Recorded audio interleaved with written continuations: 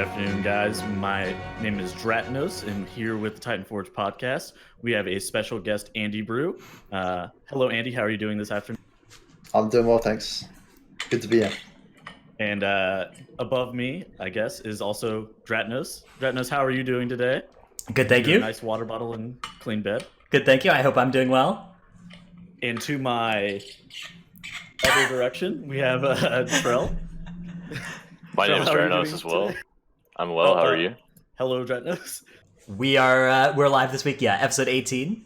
Hope everybody's had a nice week off. This week we're going to talk about the rise of Brewmaster. That's our main topic. We're going to mostly focus on Mythic Plus because Brewmaster has been the best in Raid for a long time, but only recently has it started being the best in Mythic Plus as well.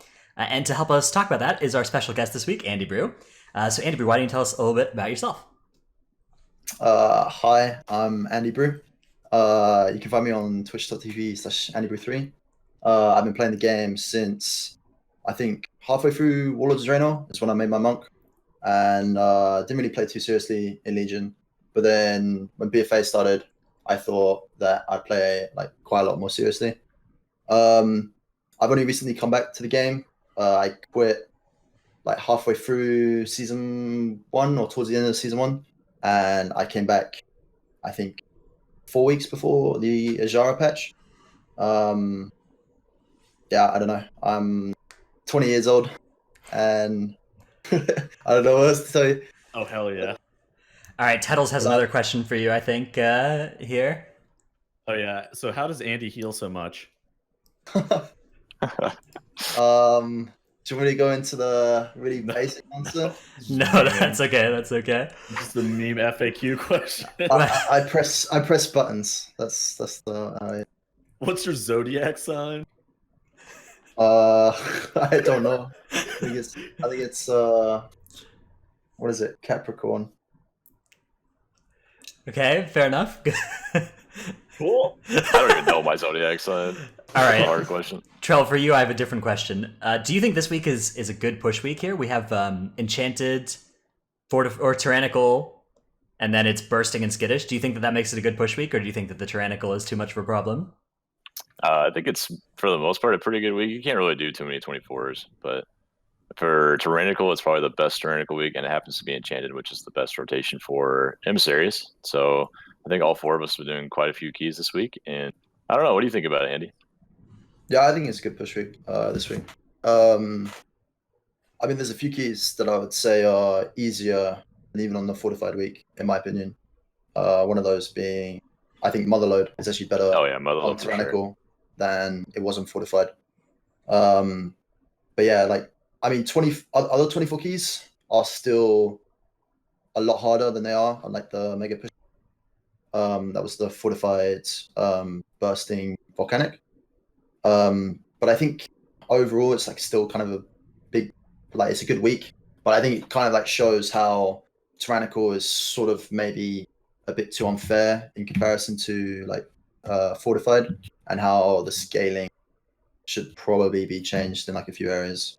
And it's a bit ridiculous because like in season 1, Tyrannical felt pretty good to play on, but just as the expansion has gone on, Tyrannical just feels like just more and more ridiculous with like these like 5.5 minute boss fights. You have like Vic Goth taking like 6.5 minutes, like stuff like that. No, you have Dratnos on a 21, barely timing Siege of Paralysis.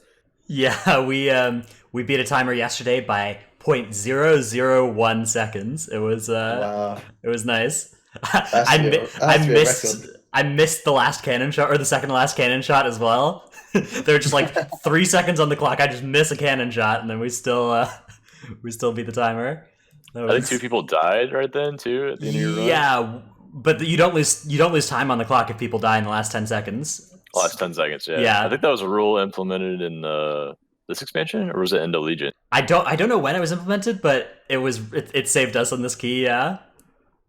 I don't know, it was funny to watch. That was a little stressful. It was a little stressful. If we hadn't actually timed that key, I don't know. I probably would have been kicked from that group. So it was nice. It was nice that it was on the right side of that 36-minute line. But yeah, I would say this week is definitely the best Tyrannical week, and it's probably the best week for, like, I don't know. I mean, it's so sick that Enchanted is so much better than the other two patterns as well, because you really only have the 4 Enchanted weeks, I'd say, to push on Horde side. You can maybe add some of the other weeks if you're Alliance, and you can meld Emissary or meld Voids, but that basically leaves this week and the Fortified week as the only push weeks on the calendar, really. I feel like every week is kind of a push week, though. I feel like every week is at least playable by and large. There's some weeks that are exceptions. Like some of the bad Void weeks are just like really fucking unplayable. But I think it just depends on your like definition of push. Like for Andy, I think only 2 weeks are really push weeks for him, doing 24 at the highest level. But every other week you can probably do 22s or 23s if you're still going for those. You know, if you're in a slightly lower skilled group. I mean, I think it wasn't last week, but it was the week before that. I mean, it depends because like a lot of times, I kind of want to play like every week, but most people kind of like they say, "Oh, I CBA," like because it's kind of difficult and they can't do the same kind of key levels. I quite like how like even 23s on some weeks are like way harder than 24s, like say this week or on the mega pushing week. yeah, But I mean, I'm exactly like that too, where I'd rather just play than not play. Like, I'd rather actually just do keys and just like sit around and just be like, oh man, it's not the best week, it's not the most optimal fixes, I'm not gonna play. But I mean, we do some fun stuff as well. So like 2 weeks ago, we did 2 21 keys with no healer. We had double Boomkin, and we had no rogue as well. We had a Fury Hell Warrior. yeah. And we just, I don't know, we managed to time both of them. It was insane. So, but yeah, like, I don't know, that sort of stuff is actually really fun actually to do, because it's really hard. It's just something different and change up the pace, right? I think that'd be really fun too. Yeah. Yeah, there's a lot of hard like every week you can do hard keys. The thing is just there's only like 2 weeks where you can do hard keys that are also really high numbers on the exactly. No, that's. And then there are people who don't like. There are people who are less interested in playing on the harder weeks, right? And then if you know you want to play with the same 5 people all the time, so if you can't get all of them interested in just pushing 22s when you could normally push 24s or 23s when you could normally push 24s, gets a little harder to get the group together, right? Yeah, I think that's where like kind of raid.io score comes kind of a bit toxic in a way, because I feel like it should maybe have a system where it's more kind of like reactive. So like certain key, maybe you get more score if it's like a really hard week or something for doing, say, a 23 key. It might not be a 24, but you did it on a like super giga hard. They might have like, you know, where they just add a bit more score or whatever to that key.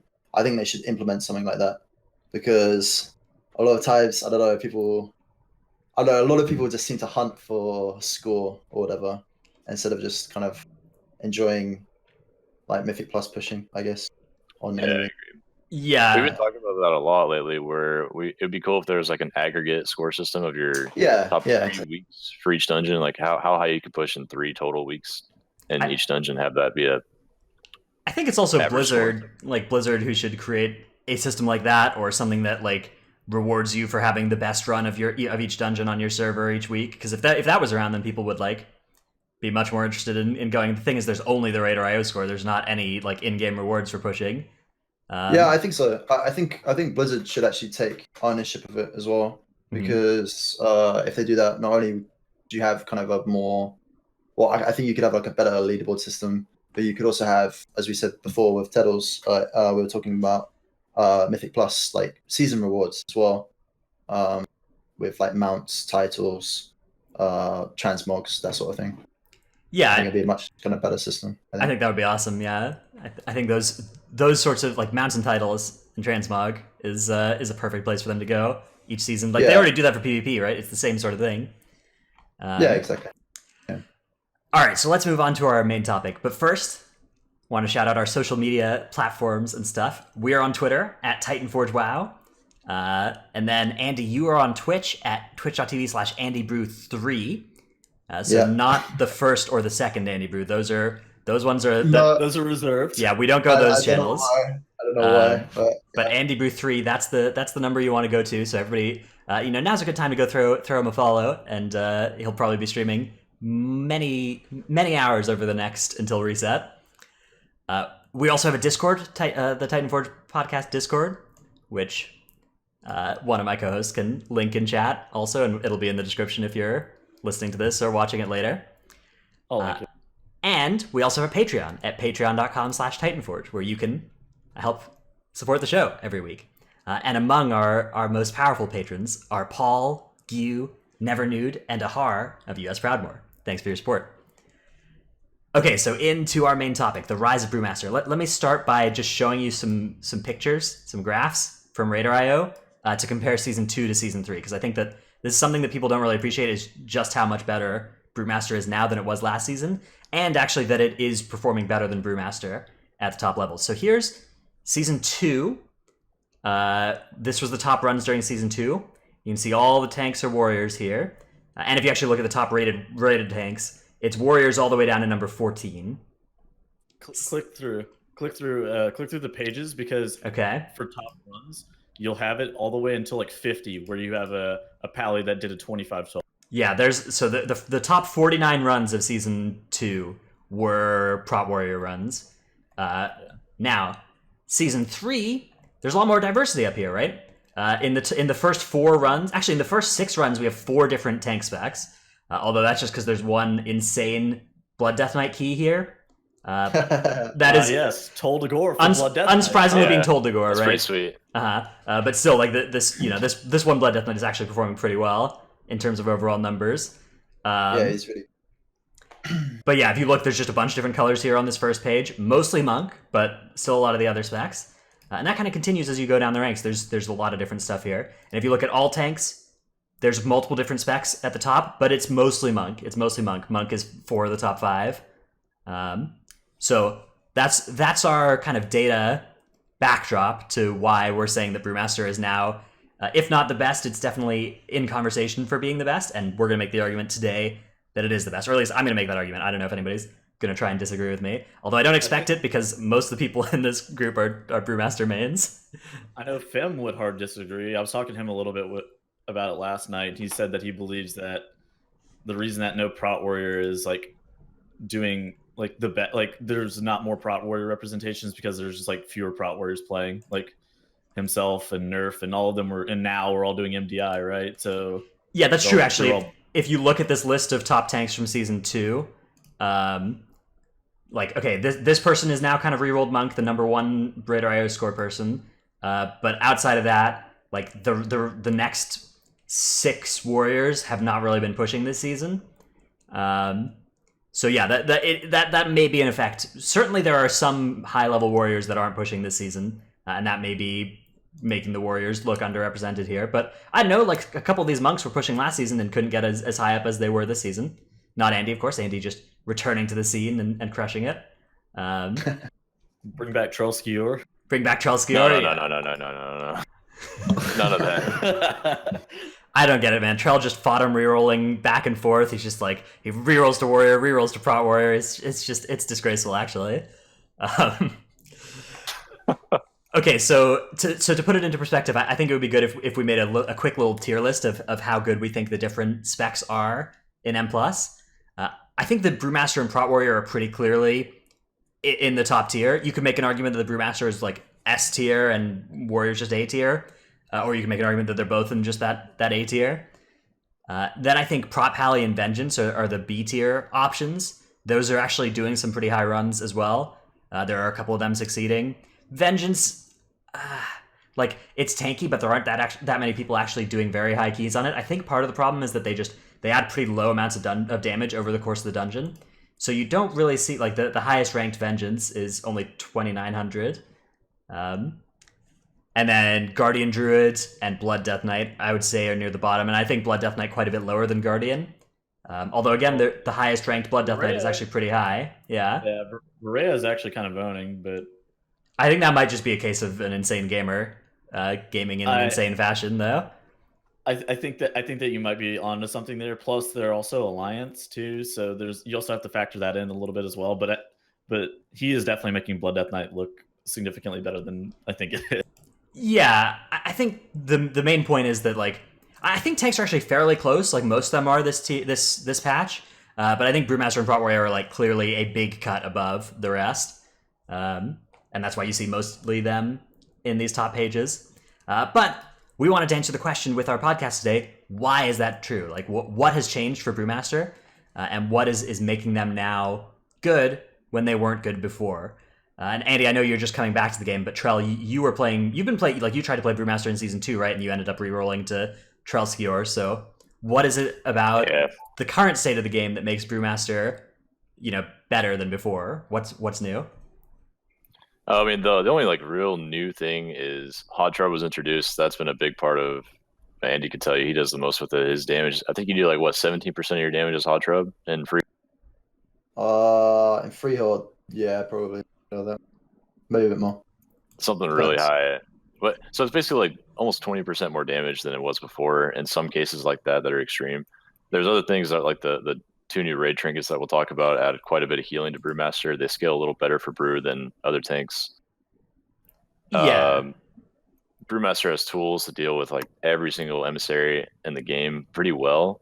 All 3 of the emissaries are affected or controlled by Brewmaster pretty easily. And I don't want to cover everything because we got a lot to talk about, but a lot has changed in season 2. A lot of the downsides of Brewmaster in season 2 were reaping on top of pulling with another pack was really dangerous for Brew because you could essentially get globaled by the dot from reaping and the physical damage from the pack.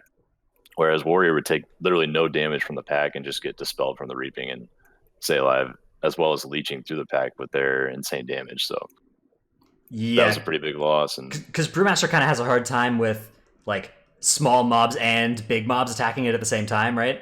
That's an awkward spot because you kind of rely on only fighting big mobs and dodging a lot of their attacks with elusive brawler stacks.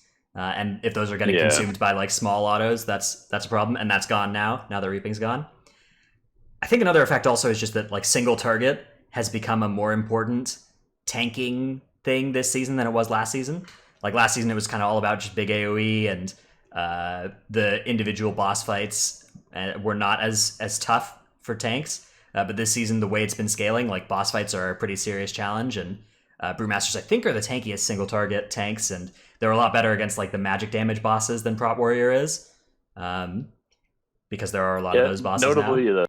Notably the bosses that attack that you can dodge, but they also deal magic damage, like Rixa Flex Flame, or from a raid standpoint, Jaina Proudmoore, were the same kind of auto attacks where you could literally just dodge their magic attack melee, and that's the same as Emissary of Tides too. Taking that into account is pretty big.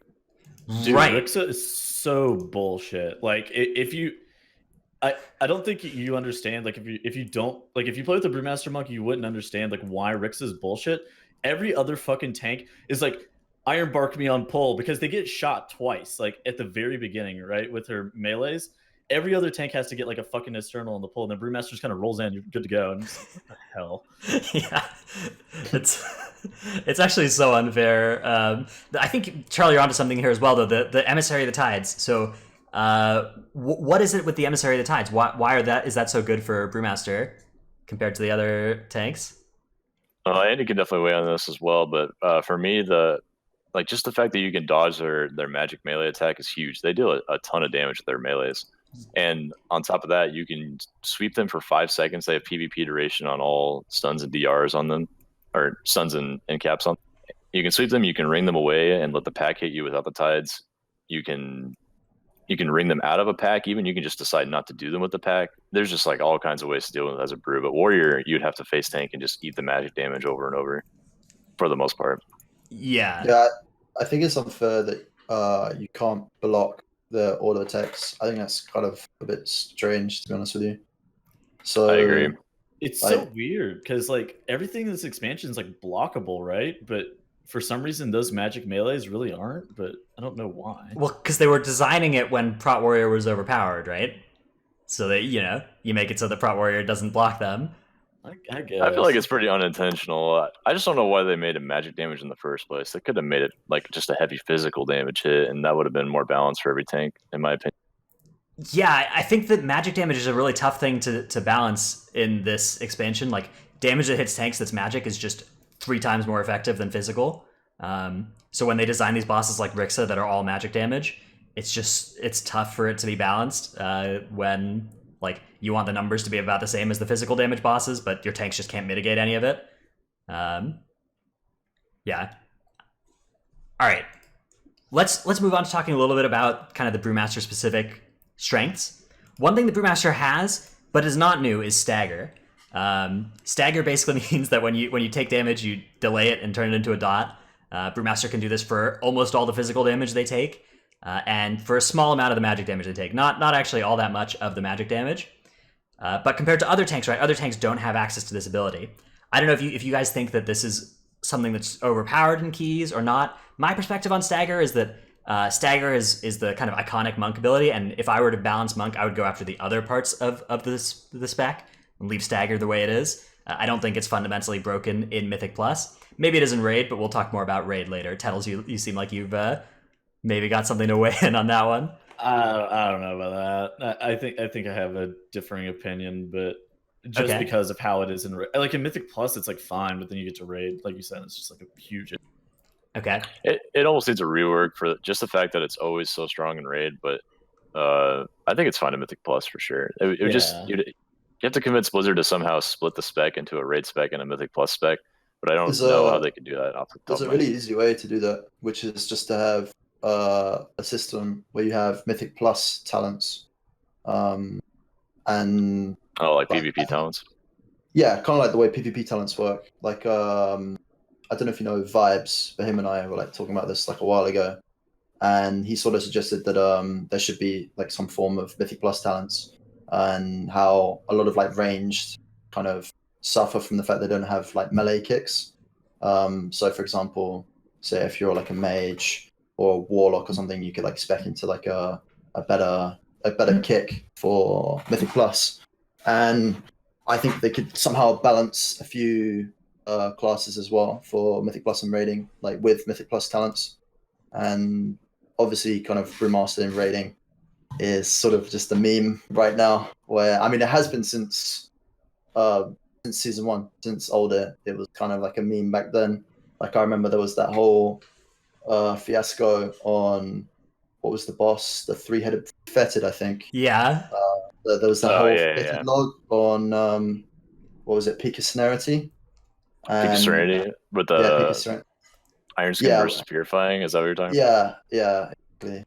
And how the difference between not having your mitigation up tool and having Iron Skin brew up 100% of the time was extremely like minimal. And they sort of fixed that in a way to an extent by nerfing your baseline Stagger and putting it more into Iron Skin brew, but I don't think it's like accentuated enough. I do believe that you don't get punished enough for certain things, like as raiding in as a Brewmaster, and you would get punished for those things back in Legion, especially like I'm gonna say like Nighthold around that point. You definitely would. So yeah, I think they do need to like do something, but then at the same time, like I would hate to be it where it's something like what they did to Blood DK, and it just becomes a meme. Yeah, they just take the nuclear missile and aim it at the spec. Yeah, like I think it's the same in other games as well.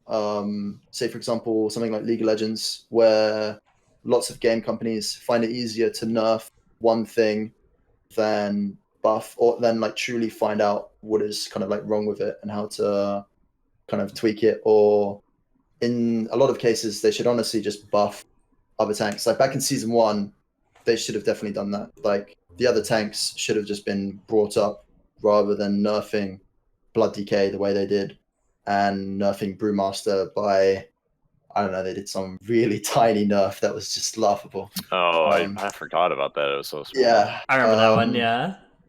So, yeah, I think, I mean, obviously it's harder to do that where you have to balancing a game. I think in general right now, just tanks also feel kind of underpowered. So I think that nerfing the best spec, like I think it's just better if they bring the power level up on tanks, because back in Legion you felt tanky, and now you really you feel like you're at the mercy of the game unless you're playing Brewmaster. Well, I mean, do you actually feel like that right now? I mean, I feel like with Essences, it seems like all of the tanks are in an okay spot in terms of like survivability relative to the damage intake that they're getting. Plus healing seems like it's significantly increased this season just by Essences alone. I don't know. On my paladin, I felt like I just would fall over all the time. And even if I tried to not fall over and I pressed some buttons and some cooldowns, it wouldn't really help. But now on monk, I feel like it's the only tank spec where your health just isn't just going wildly on your health bar, and you're just like fearing for your life. I don't know. What do you think, Andy? Depends on the key level. True. I don't know. Okay, I've run sure. into plenty of things like that. I don't know. But I do think they need to. I don't know really how to fix it. Like with what you said earlier, where you said prop paladin was B tier. I kind of like disagree with you in a way, because I think the problem with prop paladin is it's a really good fortified tank. Like it's an insanely good fortified tank, but then it's just so bad for tyrannical because they can have downtime in their mitigation, and in that downtime they just get deleted, especially on most tyrannical bosses. Yeah, when the boss starts getting longer than like 2.5 minutes and you just don't have anything rolling. That's the kind of Monka W timing where you're just like, I'm not sure what to do here. But I'm kind of the boss. Yeah. yeah, Do but what you I gotta think do. for fortified they're really good. So I mean, it's hard to tackle kind of like problem where you want to buff something like prop paladin, but then at the same time it's really hard to buff them without making them too strong, say for fortified dungeons or whatever. So I think it's kind of like a struggle, and also I don't think blood decay is really like too bad. I think it's more of like a community perception in a way. They're definitely not top tier, but I wouldn't say that if they were given like a few buffs, I wouldn't say like it wouldn't take that long before they become kind of where they were back in season 1 again. I would say that they would. I would say that they would probably be in line with Prot Warrior and Brewmaster if they didn't fucking kill their armor. If it was just the Bone Storm nerf. Yeah, right? yeah, I would sort of agree with you, to be honest with you.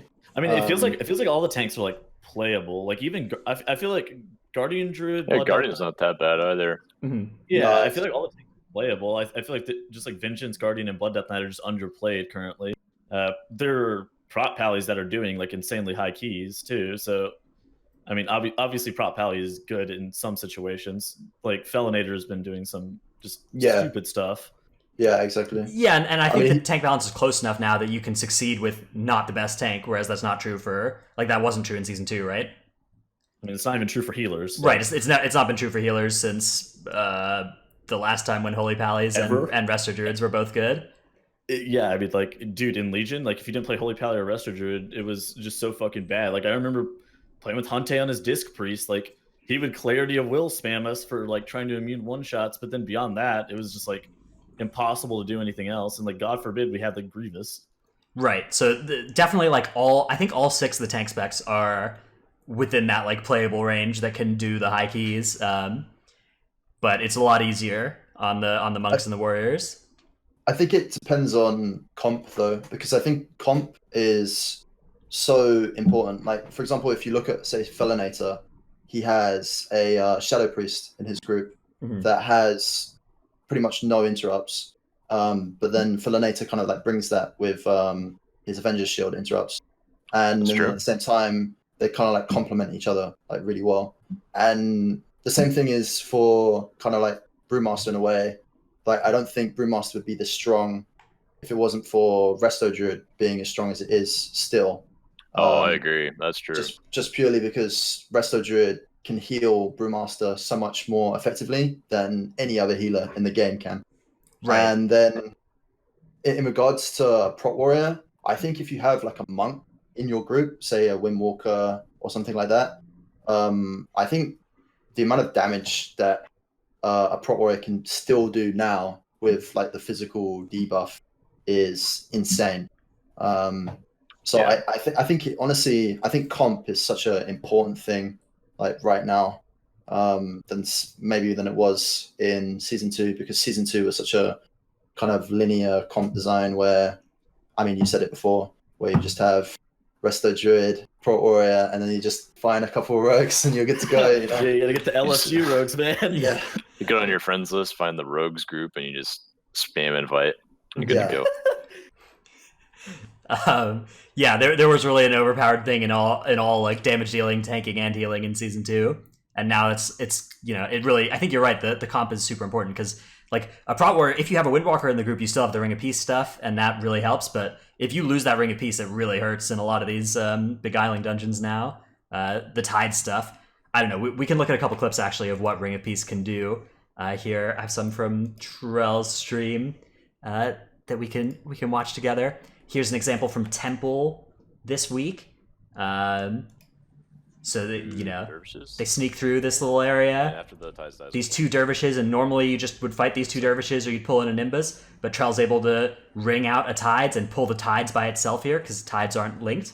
So this one way to do this is just fight a Tides. This is actually really good as well because the dervishes don't auto, right? So you just are only dodging the Tides. Yeah, that's a pretty efficient one. It's an amazingly efficient pull for a Brewmaster, yeah. Then here we have a case of the opposite effect, right, where Ring pulls the Tides away from the group and you pull everything else.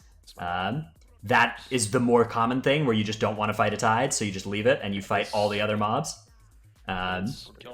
Ring of Peace is a unique way to do this, right? If the other option would be to have somebody chaining CC on the Tides, and instead of costing 1 global before combat starts, that costs 1 global every 5 globals in combat, and you can see why that would be a lot worse. So yeah, I think Ring of Peace is like a huge thing. Just every group I think is way better off with a monk, and putting the monk in the tank slot is I think where you are losing the least like opportunity cost wise, because I think the Windwalkers are in a little bit of a weaker spot this season than they were last season, and Mistweavers also have drawbacks relative to Resto Druid. I don't even mind Mistweaver that much. I don't know. I think Mistweaver and Holy Pally are actually really good this season. I feel like they're just underplayed too. I legitimately think that they are really good, but yeah, actually, Way of the Crane. You have to have the comp for them. You have to have the comp for them. It's just like Andy said. Like for a Mistweaver or a Holy Pally to be good, you have to have somebody that can deal with emissaries. So you have to bring like a fucking Moonkin, a Brewmaster.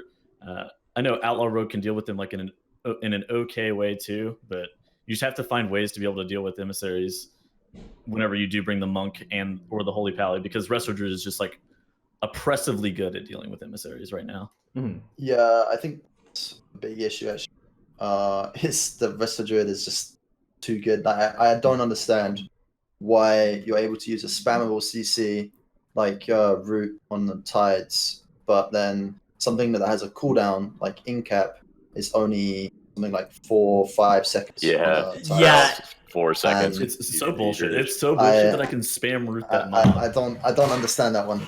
It tilts the shit out of me too, because like sometimes you just like have to spam root it, and you're just like, dude, I wish this wasn't a thing so bad. Yeah. It's absurd actually, the root against it. You just wish they were balanced in a way that it would be playable to not play it like that. Like what the Mm-hmm. Okay, let's take a brief. I think there's a good question here in chat from Obitos. How to make Stupid Bear useful? What comp? So what comp do you think would fill the holes that would make Guardian Druid into a really potent force? Do you guys have any suggestions for classes that you'd want to play with a bear? I mean, they need to play with a monk. Right. Sure. Yeah. Definitely a monk in one of the slots. So maybe I think you'd actually monk healer with bear. Yeah, I think so as well, because you need to have someone who really pumps their healing. Because I mean, while Bedroot does have a lot of healing, I mean, one of the big problems is actually just that their health pool is so massive that they require so much like healing comparatively to say something like Monk, which is like a really small health pool, but then it has like a high effective health, if that makes sense. Mm-hmm. Yeah. So yeah, I think you definitely need something like Mistweaver that has insane kind of like tank healing, just to heal them properly. But then have the rogue.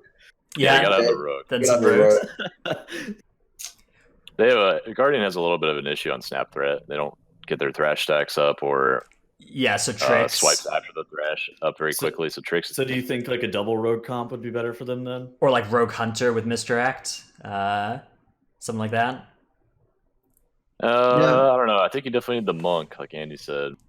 I don't know. What if you just play monk something? Play like Guardian, Resto, 3 rogues, and then you just have a full stealth comp.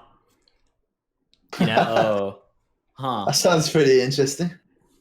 I mean, I think that at that point, I think once you have like 3 stealthers in your group, the value of going up to 5 is pretty big.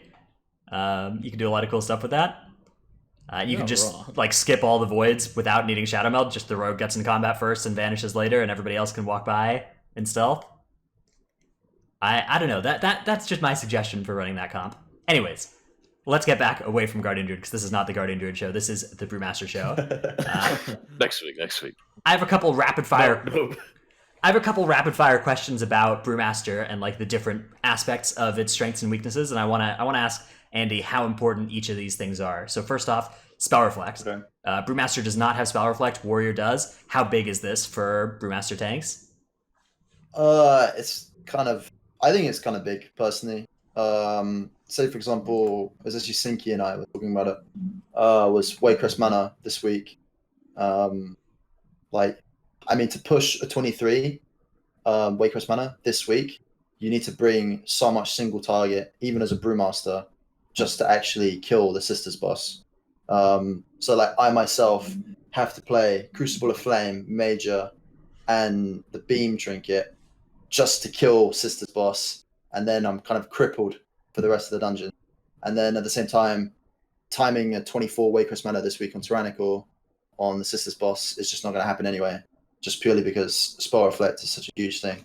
So I think for some things, I mean, especially Tyrannical Waycrest, Spell Reflect is absolutely massive. And then, say for example, like Temple, it's really huge on the first boss in terms of like time gain. Yeah. Well, that boss is so easy to fucking scuff too that just like I don't know, just the fact that you can like power through that boss as quickly as you can is normally pretty nice. But the dispel, like coming through in the Marektha room, is also really nice too because it allows you to pull more tender. Mm-hmm. Yeah. Well, for the sake of time, though, I think Sure, of course. for Waycrest, you literally have to have Spell Reflect to kill the boss on a high enough key and the Sisters boss. For those that don't know in chat, you can Spell Reflect 6 times on that boss in a high key, once per each witch phase, and it does something like 12,000 damage per second throughout the fight on like a 23 Tyrannical. Yeah, I went into a Warcraft logs and just looked at how much Spell Reflect was doing in like a high Waycrest key, and it's actually absurd. Like if that showed up on details meters, your Prot Warrior would be the top damage in the group.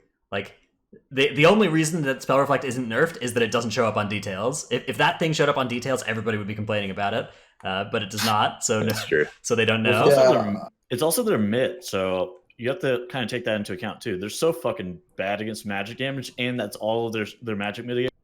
Yeah, it's true that like they take more magic damage than everybody else, but against those reflectable things, it's totally worth it. It just does so much damage. All right, how about the Mystic Touch, the 5% physical damage debuff? How big is that to Monk being Monk's success this season? I mean, that obviously helps in terms of what I said earlier with like group comp as well. I think that's kind of like a big thing. Obviously complements something like the Resto Druid quite well as well. So they obviously do physical damage. And I mean, even bringing, I don't know if you've played much with a Fury Warrior this patch, Troll, but like a Fury Warrior with physical damage debuff absolutely pumps dungeons, while they bring no utility. They're pretty good. We don't have very many Fury Warrior Mythic Plus players currently in North America, but I've seen Now play, and he does a shitload of damage and stays. Period. Yeah. So I would say Mystic Touch debuff is kind of, I mean, it's pretty important for why I would say Brewmaster is as good as it is in a way. But I wouldn't say it's like obviously like the biggest reason. Yeah, it's kind of like Spell Reflect as well, in that it doesn't show up as Brewmaster's damage, so it's kind of hard to see it just from analyzing details or anything at the end of a dungeon, but that's 5% more damage on the rest of your group and on yourself for all your physical stuff, which, you know, most damage in most groups is physical, with all the rogues and Resto Druids out there. Yeah, exactly. All right. Exactly. We also have a Dispel that monks have. Monks have a Poison Dispel, which Resto Druids already bring if you're playing with one of those. They also have a Poison Dispel, or a Disease Dispel, which most groups don't have other Disease Dispels. Paladins bring it, Priests bring it, but outside of that, it's just the monks. And that is pretty good on some spots. Underrot is an example of a dungeon that has a lot of diseases that are nice to be able to dispel. But there are some kind of all over the place, randomly thrown throughout dungeons. So how big is that dispel, Andy? I mean, it's it's pretty good. I'd say. I'd say it's extremely big. To be honest with you, I think having the utility of detox is, well, it's really insane on a lot of keys.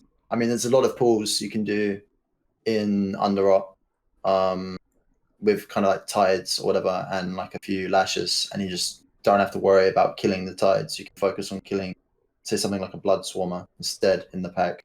Yeah, And that's you don't need exactly to what I was focus gonna about the lasher because you're just going to insta dispel it anyway. And I think as a healer, that's kind of like really nice because all you have to do is just focus on like keeping the group alive or whatever. The other thing where it's good on is, I mean, there's second boss of Tolders are. The It's pretty freehold. nice there. Yeah, the Freehold. bone saws. Freehold is saw pretty that- big. Mhm. I mean, you can freehold. It's kind of like because you can actually dodge the auto attack where the bone saw applies it. So there's like a lot of times where you don't get it at all. Yeah, so But I mean, Brewmaster can dispel Wait, itself, but also it? just never gets it. Yeah. Yeah, that can happen. Mhm. But usually I always when I pull like the first 3 big packs on freehold, I usually just hold it like until I get that debuff. But there Yeah. have been some times when I've done that pull and I've never got the debuff because I've just dodged it every time. You just Titanforge your dodge chance a Yeah. little bit. Yeah. Yeah.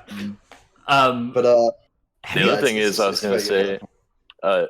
Dispel having a Windwalker with the Dispel was good in season 2 for helping with some of those situations as well. But it's even better on a Brewmaster because it doesn't cost you any DPS hardly, and the Windwalker loses a little bit of energy doing it, a global and potentially some focus on whatever they're doing. Where Brewmaster, you can instantly do it. You don't really lose much, and you have more control over like seeing it go out and just instantly helping someone. Same thing with Ring of Peace. You can control Ring for yourself instead of having the Windwalker do it for you. So you can make pulls faster, make pulls start a little faster, or keep mobs away from you a little quicker than calling for it over comms and then waiting for it to go down, and so on and so on. With the spell, you also proc Conflict Major, right? Yeah, it's another thing. Yeah, that's true. That's actually really nice. Yes.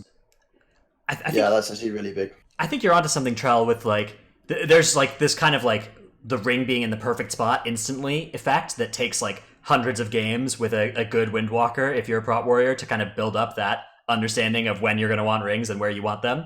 And if you're playing a Brewmaster, Yeah. you just have that already because you're the same person. You know where to put it. yeah, Yeah. you're- Exactly what you want to do with it. There's actually, I gotta go off on a tangent on this one. I was playing Prot Warrior in MDI, and Edel was playing Mistweaver for Underrot, and she's not like super experienced on Mistweaver, so she knows how to ring a piece, but not like precision ring of pieces like Brewmaster mains know to do in some Windwalker.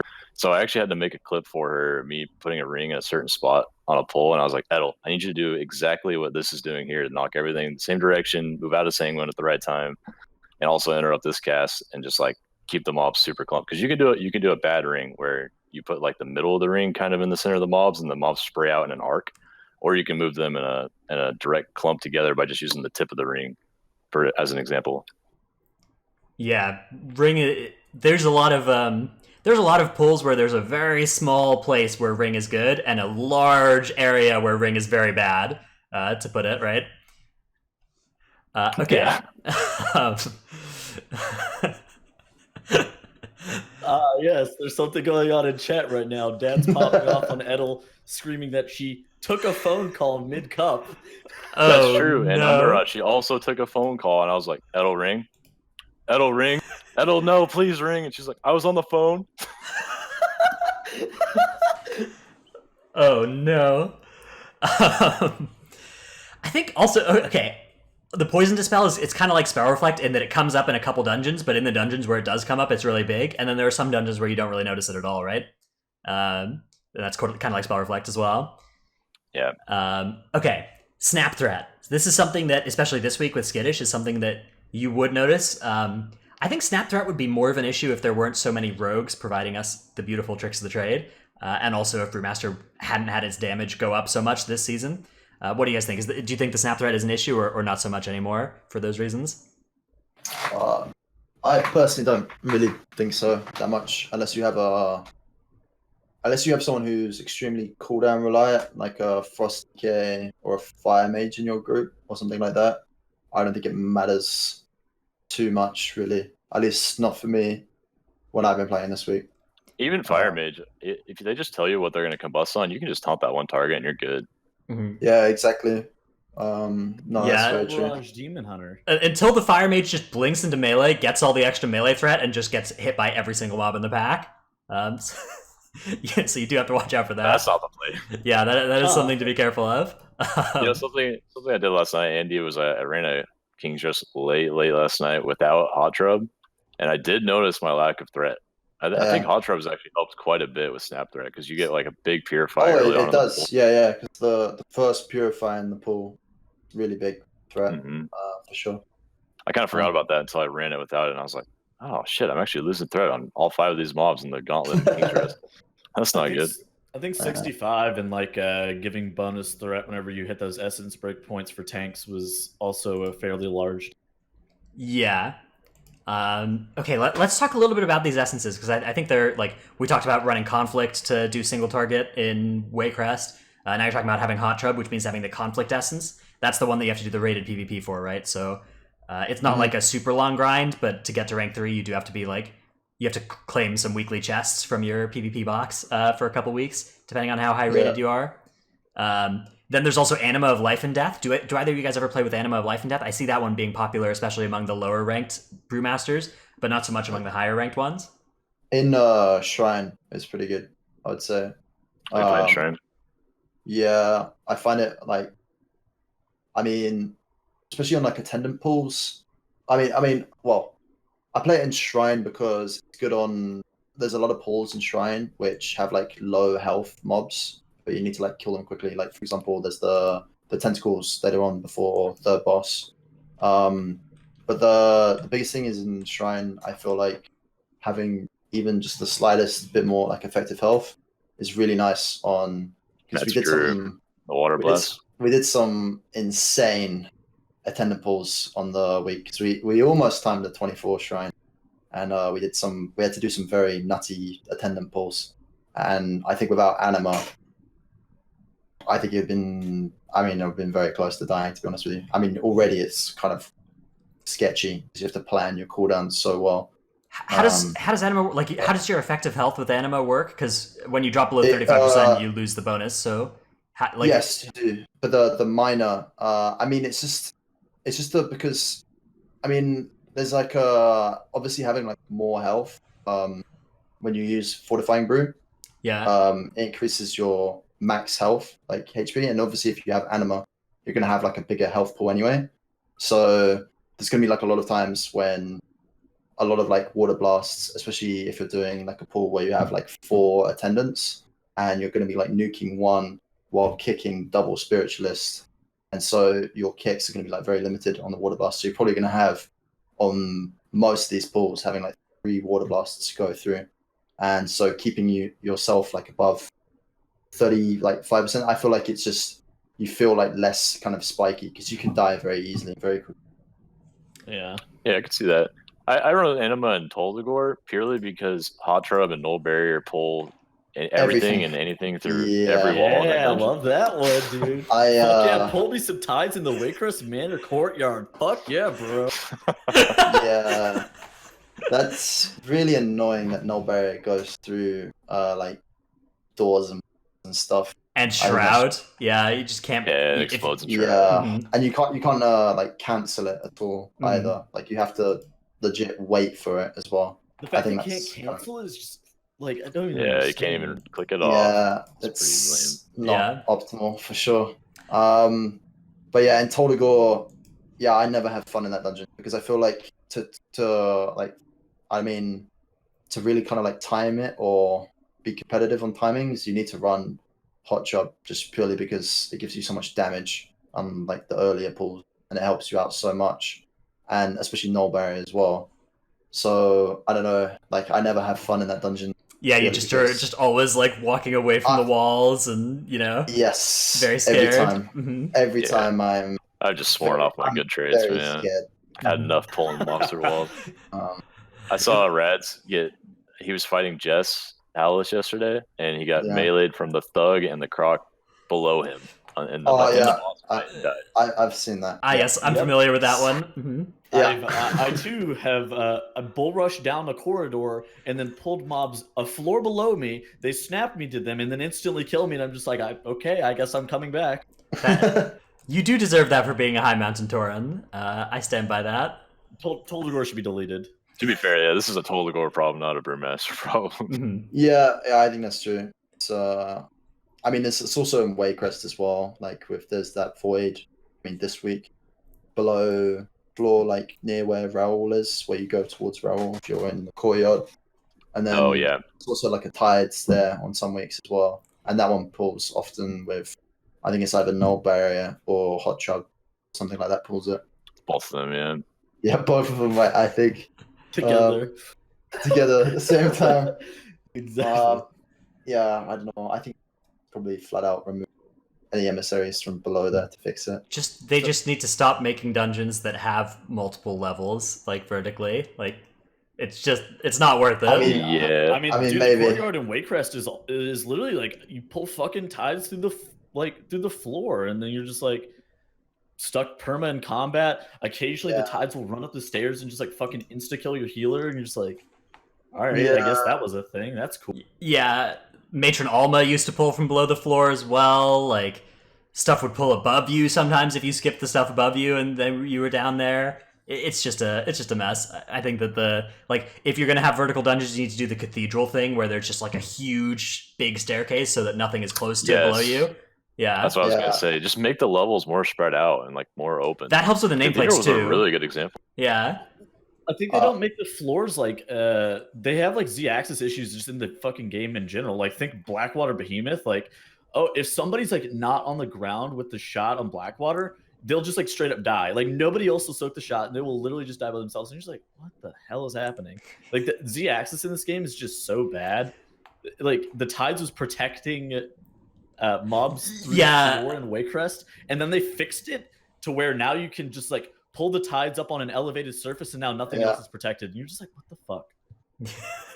I might have abused that a few times. Just a couple of times. Yeah, I maybe just me thought- too. yeah, Yeah. the Hard Z-axis to say. bug. Mm-hmm. Oops, I yeah. accidentally put that mob there. Oops. Whoops, yeah. Brewmaster, by the way, the best tank at being able to set that up as well by like being able to sweep the tides on demand and move mobs without it. Like, it's really Yeah, nice. I think it's strange that they made the tides like a PvP mob. So like sweep is 5 seconds on the tides. I think that's kind of a Yeah. bit broken. I think. This was all just like they did this whole set of CC changes to it at the last minute in PTR, and kind of just slapped on this PvP duration without diminishing returns thing. That's why paralysis is so bad, right? Because paralysis normally is longer than an 8-second debuff, but it lasts less than 8 seconds on a tides because it lasts less than 8 seconds in PvP. Yeah, exactly. Yeah. Exactly. Yeah, That's exactly why. I think that affects like Earth Grab Totem as well.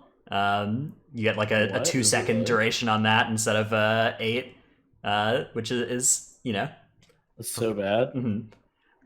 Okay, let's talk about some of the specific things also that have been new for Brewmaster that are really overpowered this patch.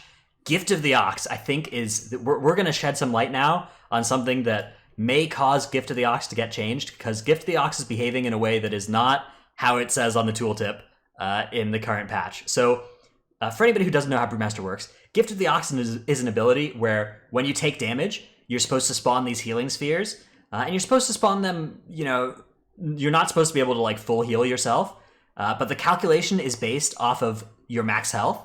And right now, your max health has been increased by all these effects, like Perseverance on your necklace, and all this extra stamina from random places. And that has not been factored into the calculation for how often you're spawning Gift of the Ox orbs. So Gift of the Ox orbs are healing you for a percentage of your health, but are spawning now for a percentage of your health that's actually fairly close to that, which means that you're able to pretty much heal yourself for most of the damage that's coming at you. Like your Gift of the Ox isn't just something that you get once every minute to heal yourself on demand. Now it's like once every 15 seconds you can do a big Gift of the Ox heal on yourself. And that has caused Brewmaster to just be extremely, extremely self-healy and always have Gift of the Ox spheres near it to heal itself. Well, it's definitely not like a stagnant 15-second. You get 5 orbs. It definitely depends on the level of content you're doing, and the harder dungeons you do, the more orbs you're going to spawn. Yeah. Mm-hmm. I do kind of disagree with you, Janos, though, because it's not like a problem directly from season 3. It's been the way it is now since the beginning of BFA, since season 1. Okay, so it hasn't gotten worse. Like, it hasn't gotten more powerful recently. Like, you're not spawning more orbs per damage taken. It's the same as it has been in season 1. Okay. It's when they did a change to Brewmaster's health pool, where they wanted to nerf Brewmaster. So they said, okay, we're going to give them 10% less health, max health, than all the other tanks, which is what they did, and that's why Brewmaster has lower health pool than all the other tanks. But then what happened was that there was some kind of scaling issue where, because it had less health than what it did before, the game kind of thought that it was kind of near proccing where it should spawn a healing orb or something like that. There's some sort of like, it's just kind of like a coding error, but it's been there since season 1. It's just scaled really well, and now we're really seeing it shine in season 3 with how much damage is incoming on tanks and how much healing is available to back that up. And so you have so many orbs to essentially top yourself on top of the other healing you have baseline. And so it does show up as quite a lot of healing in the end, but I mean, it's nice. I don't know if we should talk about this too much. I don't want to get nerfed. Yeah, so you have that, then you have Celestial Fortune, which is a bonus on incoming healing that scales with your crit as a Brewmaster. Yeah. That's something that's kind of gotten that's just, it's nice for Brewmasters that crit scales so well for you, and actually all of your stats scale so well for you, both defensively and offensively, and that kind of means that as you get to these later patches where everybody has more stats, Brewmaster's just happy to have all those stats. So that's a nice thing too. Celestial Fortune also double dips with things like Gift of the Ox and the trinkets that we're about to talk about.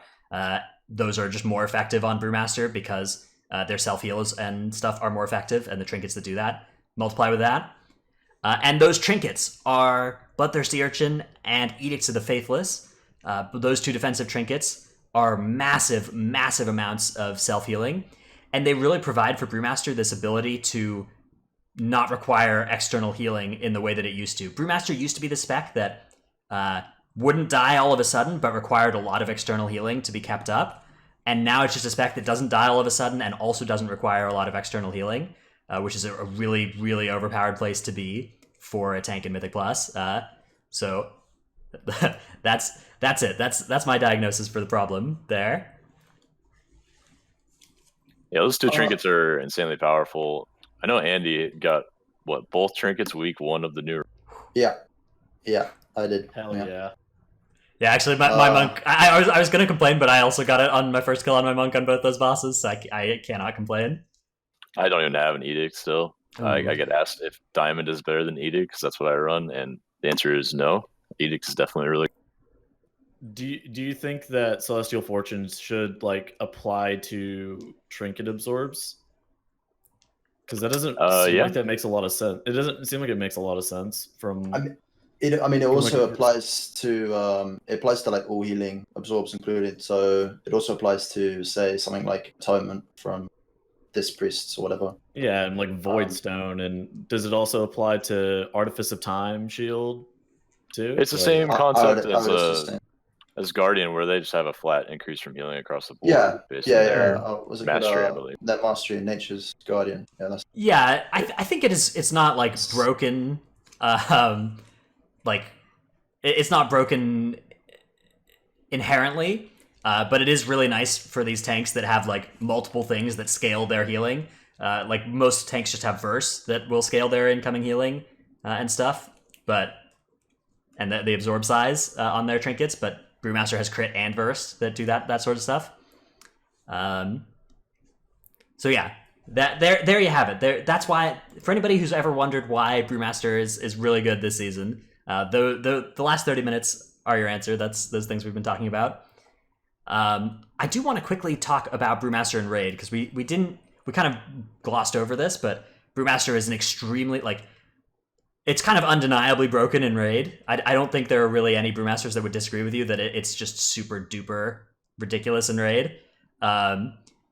In Raid, Brewmaster's just this tank that with 0 gear will also still take 0 damage. And we were talking about how you require a lot of external healing, but the fact that you just don't fall over and die is so valuable on Brewmaster compared to the other tank specs, right? So it's this spec where just your healers can just watch you, and the fact that you're going to die over 10 seconds instead of 2 is unquantifiably valuable in Raid. All right. Also, there are a bunch of just random stuff that you can dodge in Raid too, which does help. Trell, would you like to disagree with me, or do you agree that Brewmaster is just overpowered as heck in Raid? Brewmaster's super good in Raid, and they always have been. I swear they're always going to be like the best baseline tank as long as the stagger remains the same as it is now. Like, if you're going to prepare for next year as a tank, you probably want to have a Brewmaster for sure, and then have some other tanks for certain aspects of fights. Like Guardian Druid was big in Legion for Stampeding Roar, and that was a good ult. Blood Decay for Mass Grip on certain raid fights is always really good. Paladin for spell warding. Do I hear? Yeah, Pally too. Brewmaster is always consistently good, and until they change Stagger in some way for raid, it's going to stay that way. Mm-hmm. Andy, agree or disagree? Yeah, I think Brewmaster's strong in raids, but I don't think he is like an easy fix to it though. Yeah, I like your idea of like nerfing Stagger in Raid, but not Mythic Plus through some Mythic Plus talent that just makes Stagger 100% more effective, and then nerf Stagger in half for everything else. I think that's probably a good way to do it, to be honest with you. Because I'd hate to see the Blood Decay and Nuclear Missile, Yeah. They're always looming, man. That's the rough part about this game, because sometimes you can just pick an overpowered spec to play and it will stay good, and sometimes you can pick one and it just gets nerfed instantly, and there's just no way to know. If 3 years ago you were a new healer and you're just like, I'm just gonna wait this Resto Druid thing out, they're gonna nerf it soon, you're the egg on your face, right? What about Rogue? I mean, if you were sitting here, yeah, man, maybe they'll learn up Rogue eventually, but I probably should just play sub for now. Where would you be at this point if you were playing that in League? Right, yeah. Whereas if you played Warrior last season and you were like, yeah, Warrior's going to be the new hotness, it still is good, but, it did get nerfed. And if you played Blood Death Knight did get hit. So there's just no way to know whether your spec is safe or not. My perspective yeah. There are other ways to fix it though, in my opinion. I think the current kind of build with high tolerance is just too simple to play, and it's too non-complex at all, and I think they need to completely rework Brewmaster's current kind of talent system, to be honest with you. For example, definitely. For example, on the brew generation talent, you have what's it called? I can't remember what it's called, but you have a Spitfire. That's it. Where your Tiger Palm has a 25% chance of resetting Breath of Fire, but for some reason that talent is on a row with other talents that are designed just for brew generation. So I don't know. It feels like an odd place to kind of put it. And then at the same time, you have the whole problem with with rushing Jadewind and then not playing without it feels kind of super bad. For freeholds, I made a kind of special delivery build, but while it is kind of good, it still kind of feels bad to play because I'm not having that extra button of using rushing Jadewind. So I think they should honestly look at kind of the last talent row as well, a Brewmaster. I think high tolerance is just too. It's a huge passive talent that gives you so much raw survivability, but then the other talents in the row, while they require more thinking to use, they're just worse in every single way, for every single situation. I agree. And the most kind of interesting talent on that row is Blackout combo, where essentially after every Blackout strike, your other abilities in your kind of basic kind of spec can do all sorts of different things. For example, Tiger Palm will give you double Tiger Palm damage. Iron Skin Brew will give you pausing Stagger for 3 seconds. All of these different things really interesting. and you can kind of like min-max kind of really heavily based on what a counter you're doing.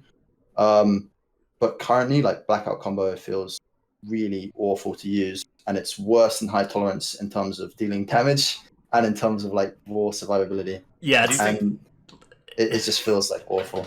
Yeah. Do you think Blackout Combo should be the best on that row? Just because like it requires actual thought to play, whereas High Tolerance is like passive based. And I think so, but the only way to fix it is to revert a change they did in League, where they decided to make Blackout Strike not affected by haste. And I think the only way to fix that is to make it affected by haste. So yeah, I don't know. I think that's like the only like thing, only way of like fixing it, to be honest. Yeah. For me, I know in Legion, Blackout Combo was a go-to in keys for Brewmaster play at high key level. And it was actually a significant DPS increase for single target because Tiger Palm actually did some damage with the face palm relics, I think it was. Yeah. And so Blackout Combo was like a really good single target gain, and you could also use it defensively for the stagger pausing on certain big pulls, and you could like make an insane stagger pull and then kite and drop it.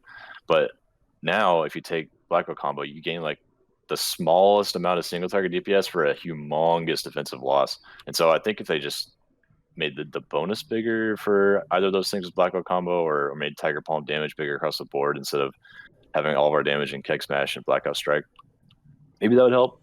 I'm not sure though. Yeah, I think talents like Blackout Combo should be like they should at least be good if you're using them well. The problem right now is that like you play Blackout Combo perfectly and it's not a gain over playing High Tolerance, which doesn't require any thought. Yeah, exactly. I mean, I think that's kind of like class design is something like Disc Priest, where you basically get rewarded for thinking, and I think Blackout Combo is a lot like that in terms of, but like the reward isn't high enough like with it. If that makes sense. So I think they should for sure like buff it, and I think that's like a really good route of like separating kind of like really high skilled brewmasters and like less so, instead of having like this kind of like median kind of like play style that it is currently, I think.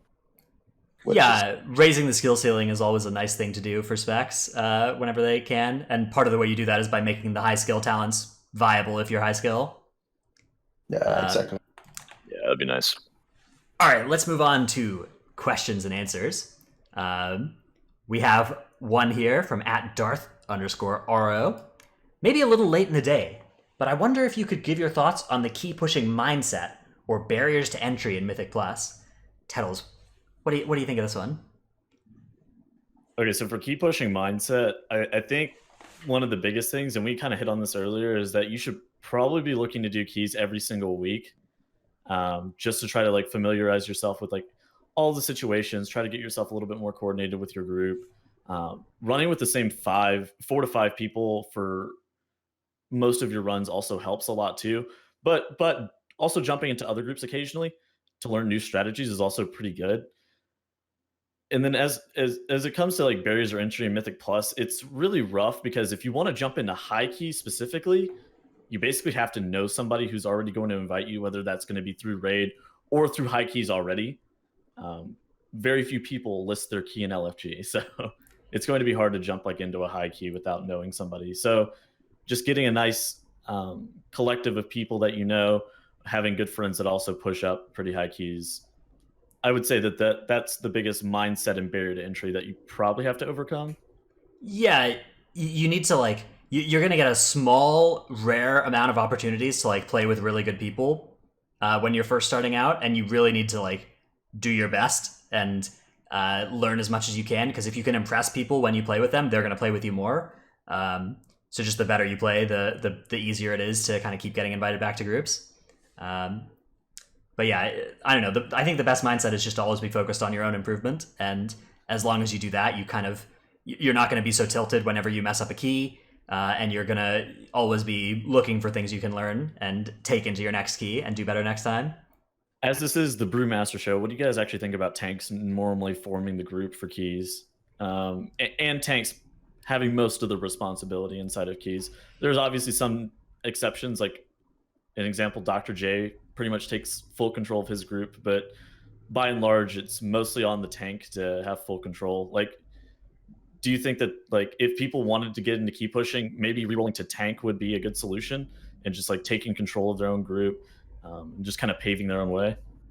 It's hard from both sides. I pushed my way up in Legion to figure out how to play and learn Mythic Plus. And it took me a long time to really network because I was a tank and you have to make your own group. As a DPS, I think you can actually like rocket yourself upward instantly if you know the right people. Like if you just meet a tank you like and they're good, you can instantly start doing 22s right now. But as a tank, you really got to like learn every aspect and work your way up slowly. And if you get invited to a high key with a full group that's done that for a while and you're new at it, you're probably going to fail the first few times. Whereas DPS can kick when they're told and figure it out on the fly a lot of the times. You're probably going to die too, but you're still going to complete the key. But if a tank dies, you're probably not going to complete the key. So it goes both ways. I think tanks organizing it is good because they know what's going to happen and they know what to expect generally, and they can kind of guide the others through it if they're newer. But there's a lot to talk about on that one.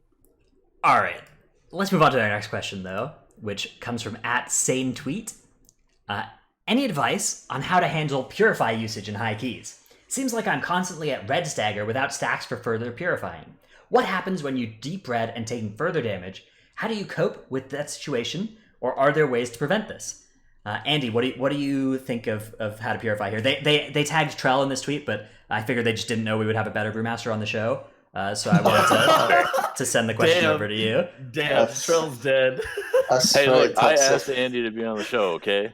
This is Andy's question. I mean, that's kind of like what a lot of people ask me actually on my stream, is that they feel like red Stagger is like somehow the limit or whatever. But I mean, most of the time when you're at red Stagger, you're actually kind of fine in most situations. Like it just depends on how much red Stagger you have, and it depends on your percentages. So I mean, in terms of like when you purify, always kind of like depends on the situation. But I mean, it's always usually you want to purify like your peak of damage intake, and you want to purify kind of like when you need it, as opposed to like, I mean, a lot of people that I see is that they kind of get scared and they purify too early, and then they run out of brews, and then they're like, oh shit, what do I do now? So I actually have such a bad habit of doing that from MDI, from 18 keys, because I'm like, okay, I normally purify right here, and then I'm like, oh wait, no, I'm about to get double that Stagger in the next second, and I just waste the whole brews. Yeah, so I mean, I think the brews system is the thing that I actually really like the most about Brewmaster, because in like really, really high key situations, you can essentially kind of like plan ahead in terms of when to purify, and you get essentially rewarded for it in terms of you're going to take a lot less damage, like throughout overall in a fight or whatever. But I mean, it's just kind of like, I mean, a lot of people just like kind of panic really quickly, I think, when they don't need to panic, and so usually they just purify too quickly, and then you can fall behind on brews, especially on, say, something like I'd say last boss of King's Rest. You can fall behind very quickly if you don't like plan ahead, and that boss can basically destroy you if you're not kind of like prepared for it. What's your strategy on that? I normally purify after each blade combo, and then if I have an extra now and then I'll pop it, but I always save one for that. What do you do? Yeah, that's basically the best tactic. I mean, the only other time you can, I mean, in Lust, usually you Lust the Tazala, which is like the big raptor spawns, the one that fears. Like during Lust, you can usually like purify twice on each blade combo. But yeah, for the most time, you should just purify like after every blade combo. But I mean, a lot of times you can kind of like lose. Like a lot of people that I've seen, they lose brews too early, and then they get to a point where they can't purify after blade combo, and then they fall behind very quickly. Like, that's the thing that happens a lot with Brewmaster, is that you can fall behind very fast. If your brew usage is bad, you kind of like panic and purify twice on the first blade combo, right? You purify when you've been hit twice in it, and you see your Stagger go up to 80%, and like you would have actually been fine. You could have just gone up to 160 and then purified. Yeah, exactly. Like you always want to purify on the biggest peak of your like damage takes, mhm. and like a lot of times, it's kind of like knowing the fight, and like that's why experience is so kind of important. Mhm. All right, more questions here. We have one from Sistara in chat. Do you think certain tanks requiring classes to be optimal means all the tanks are balanced? So if a Blood Death Knight needs a Boomkin to do well, or a Shadow Priest needs a Prop Paladin to do well, like if all these synergies are required, is that good for balance, or is that a bad thing? Tettles, what do you think about this kind of question of what's a balanced game? I find it interesting. I mean, there's always going to be some comps that just like synergize very well together.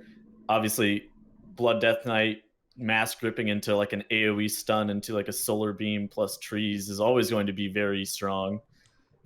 Obviously, stuff like the Shadow Priest with the Protection Paladin, I'm not entirely sure if that's like the most optimal thing. It's more that However, like it's less that like a Prop Paladin needs a Shadow Priest, and more that a Shadow Priest needs a Prop Paladin, I'd say. I would agree with that. I mean, I think Moonkin also fills the same niche with the prop paladin, where Solar Beam is either OP or terrible. There's no in between. Or you could bring a Restless Shaman. True. Yeah, that covers the Shadow Priest or Boomkin hole as well. Having solidly played Protection Paladin and Restoration Shaman a couple times this season, I'm gonna go with no. I'm gonna go with not the synergy you're looking for. However, Restoration Druid plus Brewmaster Monk is probably one that you should. I don't know. I don't feel like it's bad for the game. I think there's always inherently going to be some synergies between classes, and it's something that you should be looking to embrace whenever you're crafting a comp. Yeah, I think that when there are some comps that are like some specs that work with everything, and then some specs that require other specs to be good, that's a problem.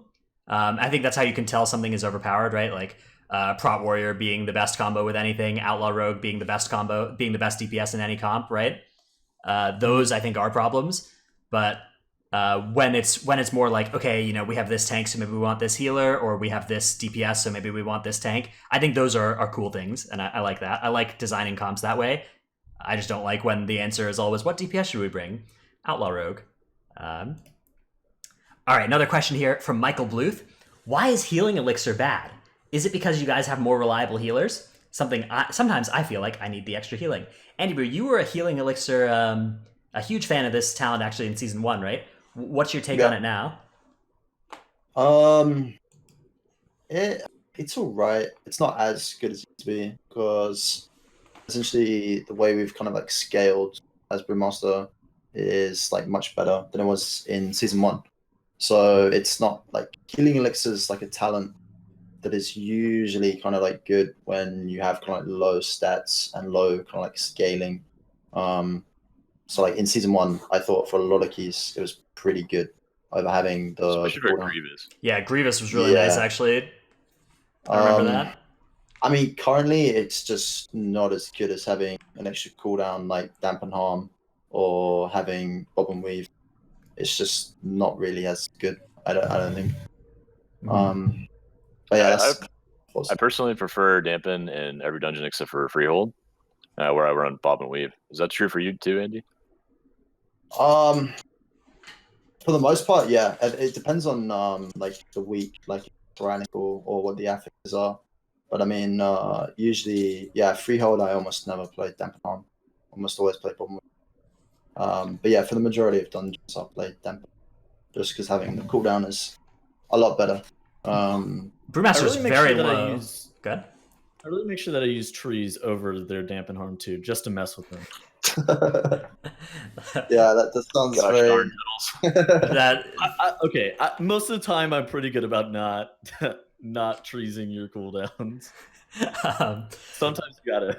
Brewmaster they're in cooldowns for such a small percentage of the time as well. It's not like Prot Warrior where they have just like 4 cooldowns. Like Brewmaster just have Fort Brew and Dampen Harm, and that's it, right?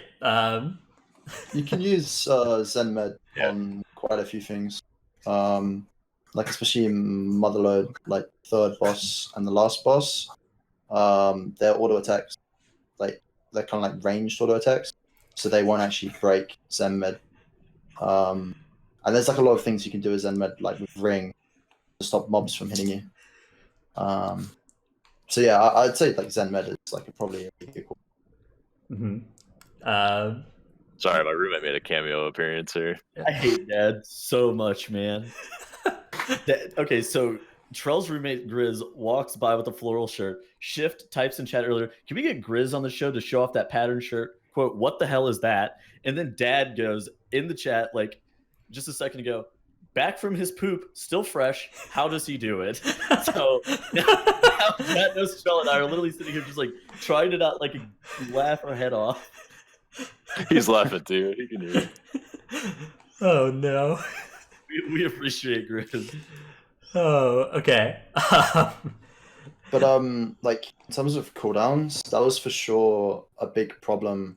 I'd say like in Legion, was the fact that like a lot of times having cooldown tanks were just much better, purely because the pools were insanely huge in M+. Yeah, it was like a mass grip into stun into dancing rune weapon, and into Vamp Blood and to get out, and like you just needed to have something to live for 30 seconds, not for 3 minutes, which is what you need now. Yeah, exactly. No, I agree. All right. I think that'll about do it for us this week. Hope you guys have enjoyed this show on Brewmaster. We'll be back again next week to talk about something else, probably. We have to figure that out, but you can follow us on Twitter and we'll let you know what the topic is in advance, and you can send us some tweets. But yeah, thanks everybody for watching, and goodbye.